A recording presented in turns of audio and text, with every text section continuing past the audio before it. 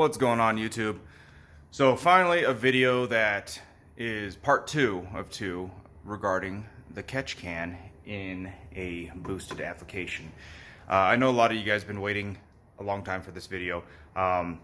Since we added the other vehicle to the D1SC YouTube channel, this car hasn't been driven too much, so it took some time to get some mileage on here. But we got a couple thousand miles since we installed the Billet Technologies catch can.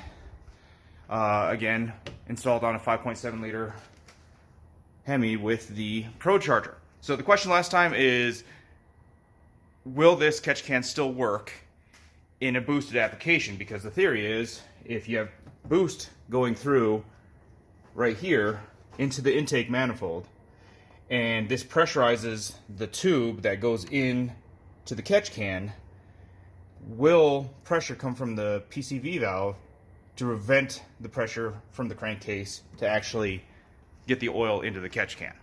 I'm leaning towards, yeah, it's going to work, because that PCV valve prevents the pressure from going into the crankcase. At high boost, when you let off the gas, boost is dumped, and any pressure in the crankcase is going to allow the gases and whatnot to escape into the catch can. Really, how efficient is it? I don't think it's the most efficient. There are better designs. I know Glenn Rains at Range Precision Motorsports has a setup that works for boosted applications that is super efficient. But what we were testing here is whether or not just your run-of-the-mill catch can is going to work in a boosted application. So let's get this catch can off and see what's inside.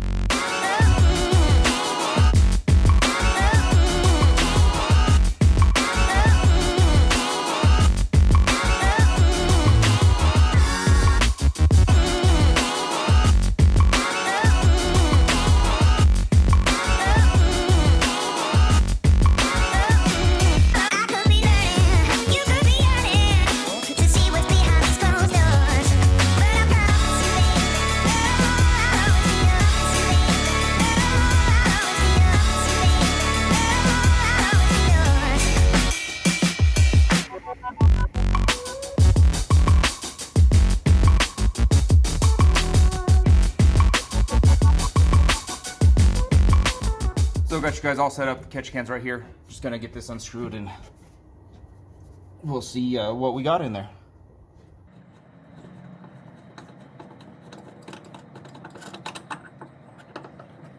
See if we do this without spilling anything. Oh, hey. Got a little bit of something here. Let's bring you out into the light. So you can see in there, it did catch a little bit. Not a ton, but it's working. So, basically, does it work? Yes, it works. Is it as efficient as a system that's as a catch can system that's designed to work in a boosted application? I don't think it is. I know many of you guys out there do run catch cans, and you saw that probably had maybe 1/4 of an inch at most of oil built up inside that can after about 2,000 miles.